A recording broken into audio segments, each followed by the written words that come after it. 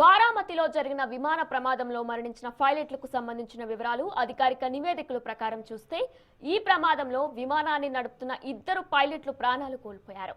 ప్రాథమిక సమాచారం ప్రకారం వారి పేర్లు pilot in command Sumit Kapoor కాగా ఫస్ట్ ఆఫీసర్ సంభవి పాఠక్.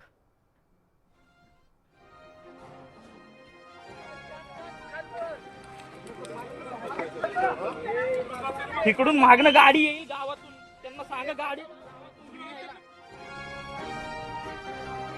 పైలట్ల అనుభవం గురించి కూడా డీటెయిల్ గా చూస్తే ఈ విమానాన్ని ఆపరేట్ చేసిన విఎస్ఆర్ ఏవియేషన్ సంస్థకు చార్టెడ్ సర్వీస్ లో 15 ఏళ్లకు పైగా అనుభవం ఉంది.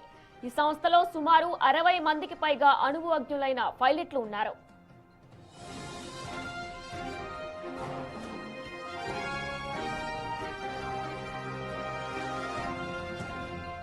వీరు నడుపుతున్న లియర్జెట్ 45 అనేది అత్యంత వేగవంతమైన అత్యాధునిక ట్విన్ ఇంజిన్ బిజినెస్ జెట్.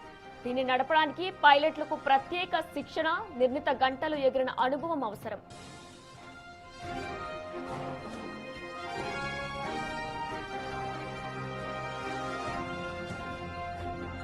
ప్రమాదానికి ముందు పైలట్లు ఎమర్జెన్సీ ల్యాండింగ్ చేయడానికి ప్రయత్నించినట్లు తెలుస్తుంది. విమానం రన్వేపై దిగే సమయంలో పరిస్థితి చేయి దాటిపోయిందని, నియంత్రణ కోల్పోవడం వల్ల ఈ ప్రమాదం జరిగినట్లు చెబుతున్నారు ప్రత్యక్ష సాక్షులు.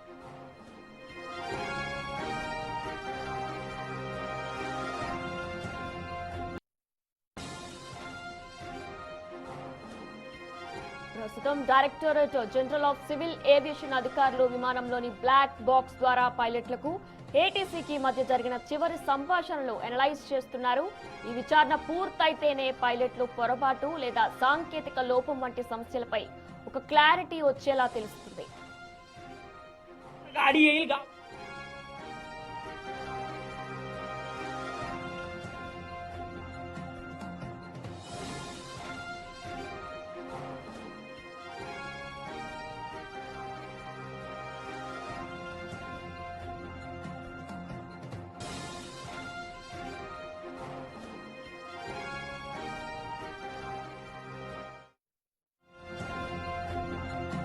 Breaking news. మహారాష్ట్ర ఉప ముఖ్యమంత్రి అజిత్ పవార్ విమాన ప్రమాద ఘటనలో విచారణ వేగవంతమైంది. కేంద్ర పౌర విమానయాన శాఖ మంత్రి రామ్ మోహన్ నాయుడు హుటాహుటిన బారామతి విమానాశ్రయానికి బయలుదేరారు. ప్రమాదం జరిగిన తీరును, విమాన సకలాలను ఆయన స్వయంగా పరిశీలిస్తారు.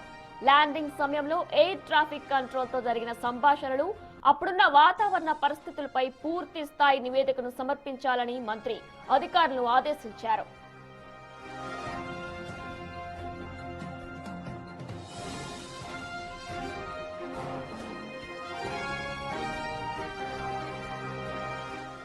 మరోవైపు ఈ విషాద వార్త తెలియగానే ఢిల్లీలో ఉన్న అజిత్ పవార్ కుటుంబ సభ్యులు బారామతికి బయలుదేరారు.